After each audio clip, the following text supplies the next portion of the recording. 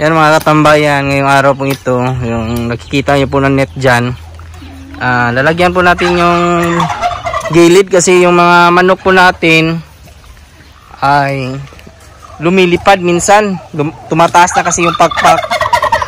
Sa last time po kasi nating unang bili, pinutulan talaga natin yung pakpak yung mga native, yung isang pakpak nila para hindi po makalipad. Yan yung pag may bagong bili tayo ng mga native, mataas kasi lumipad yung mga native kumpara po sa mga heritage. So ngayon, yung net natin galing sa dati nating manukan, natin dyan, ipalibot natin para hindi makatakas. Kahapon kasi may nakatakas, iwan ko lang kung bumalik. Dito siya lumipad. Wala namang po problema kung mano siya dito kasi sa tito din naman natin to yung dito sa gilid yung lupang ito. Wala problema, wala din naman pong magnanakaw dito. At yan nga, sa pag-umpisa po ng manok, isa sa mga kinukonsider ko talaga yung budget. Kaya sa mga mag-umpisa po ng pagmamanok, siguraduhin po na yung bibiling manok yung pangmasa, swak sa masa, swak sa ating bulsa. Huwag po yung bibili ng manok na mamahalin, mga show type. Maliban na lang kung gusto nyo pong bumili o kumbaga sabihin na lang po natin na gusto nyo mag-collection ng ganyang klaseng manok, pwede po yan. Pero kung gininegosyo nyo po, siguraduhin nyo po yung pangmasa, pwedeng native, pwedeng heritage chickens, yan yung mga kaya sa bulsa yan. Yung mga show type kasi gaya po ng dark mahogany na Rhode Island, mahal po yan. Yung Jersey Giant, mga light Sussex na mga show type, Bardrack, yan yung mga mamahaling manok. Meron tayo dati niyan, yun nga lang nawala na sa atin, kumbaga ibinenta po natin. So sa ngayon yung ating manukan malinis-linis na rin po. Yan yung ating mga manok, nakaka-relax din po kasi maganda din yung sa gilid, parang may naglimlim doon, iwan ko, naglimlim ba yan? O baka nang itlog yan. Yung ating next year po, focus natin magparami po ng pabo. Demand kasi yung pabo, kahit dito sa probinsya. Talagang madami pong bumibili. Yun nga lang, yung mga pabo po natin, meron na po yung may-ari. Kaya yung kagandahan po sa pag-alaga ng pabo. May okasyon man o wala, kung gusto mong magkatay, lechon ay tamang-tama, makakapag-lechon ka agad. Yung sarapan natin, hindi yan basta-basta maliliparan. Yung dito lang sa sa gilid. Yan yung isa sa natin ngayon concern. So dapat natin malagyan ng net po. Yan si Boy Boy, galing maguna. Ang lakas, grabe, ang galing. Yan yan yung mga kasama natin, gustong makita sila sa YouTube at saka sa Facebook. Mga bagong kasama at nalinisan na din po natin paano yung ating area dito. Yan may isa yan sa labas, parang may lumabas na isang manok nandun sa labas. Tingnan natin yan, parang may tingnan natin, baka ito na yung lumabas kahapon.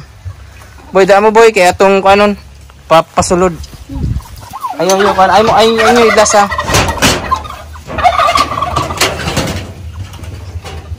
tingnan natin, baka ito na yung lumabas na manok. Yung isa nandun na Dari mo bantayin niyo, dari mo harang. Ay lang niyo bugawa kaya ko pasudlon. Yung isang manok natin, kahapon pa yan, hindi nakabalik. Baka pag napagtripan to ng tawag dito aso, sigurado disgrasya talaga ito. Sayang pa naman ito, Shamo. Wag lang natin kumbaga biglain kasi pag binigla mo yan, maidlas po yan sila. Unti-untiin lang po natin papasukin. Hirap kasi pag nakawala yung manok, sayang to. Ay lang maglihok kayo dira. Hindi kasi ito dapat biglain kasi pag binigla mo yung manok, baka baka maglayas pa ng malayo.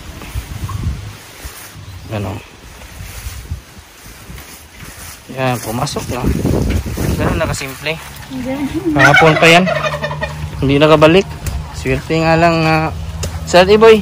Kan, hinahabol na agad Maraming gusto magkasta.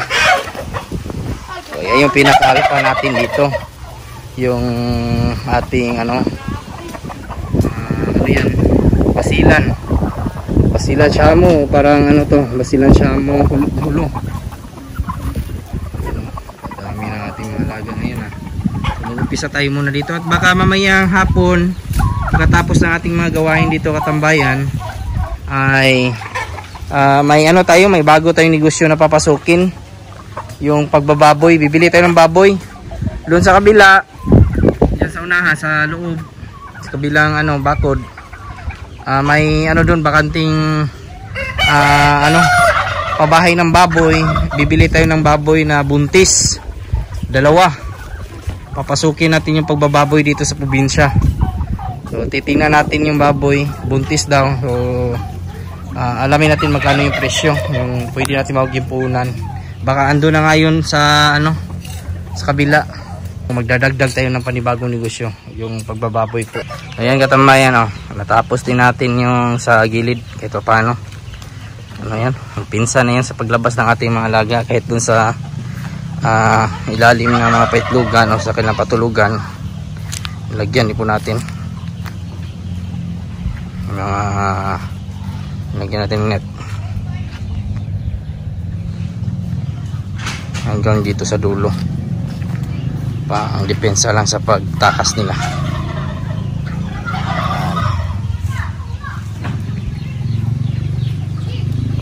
Bali 2 yung ating kinuha na ano katambayan baboy. Yan yung buntis, 1 buwan. At yung isa andun. So yung bili po natin dito nasa 25,000. Buntis kasi yung nakuha natin na isa, kaya okay po yan. May bumba din tayo dito sa tito natin, to yung area, yung manuka natin nandun. So, malapit din. Ito yung isa natin na baboy, hindi to buntis. So tamang-tama na po na pangumpisa yung 25,000 na ganito kalaki, at saka isang buntis yan, ipapakasta din po natin ito. Tahop-tahop muna yung pakain natin. Yan kasi yung nakasanayan ng ating baboy. Huwag natin biglain na i-feeds agad yung ating baboy. Hindi ko pa alam, 4 na buwan ni ano, 4 na buwan bago manganak. Mga 4 ata katambayan. So wala pa tayong experience mag-alaga ng baboy, kaya ito mo yung eksperimentuhan natin, buntis. Magpapaalalay lang po tayo sa ating kaibigan na si Arjun, kasi may idea to siya na mag-alaga ng baboy. May experience. Yan. So baka bukas tayo na yung magpakain dito sa ating baboy na nabili. Saktong-sakto na to. Pangsimula sa probinsya, 25,000, 2 baboy. Pag mga anak po ito mga katanan, pwede natin ilagay dyan yung ano, yung mga anak, no, kasama yung inahin. Yan, kinulo, bali nakatali lang yung ating mga baboy. Wala namang problema dito kasi wala namang makakapasok dito. Private din naman po ito. Yung manuka natin doon sa kabila, check natin.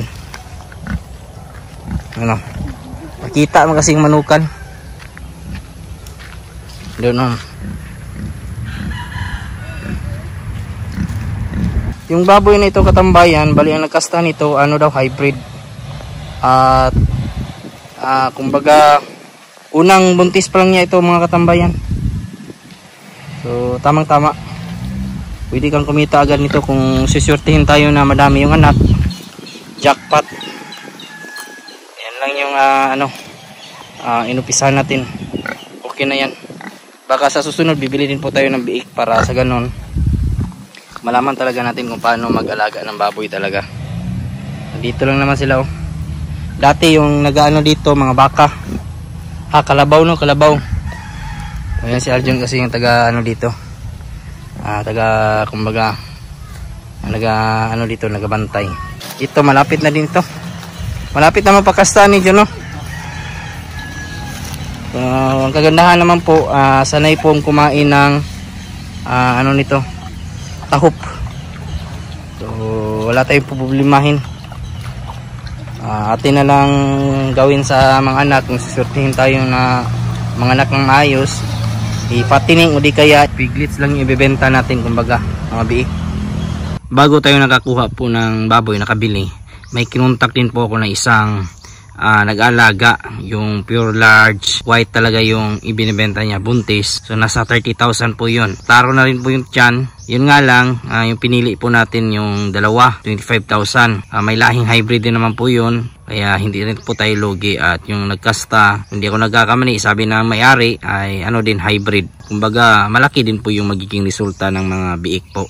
Sa susunod na video, i-update ko din po kayo kung ano po yung mga diskarte po natin. So simula lang po natin sa pagbababoy, wala pa talaga tayong idea, kaya magpapaalalay tayo.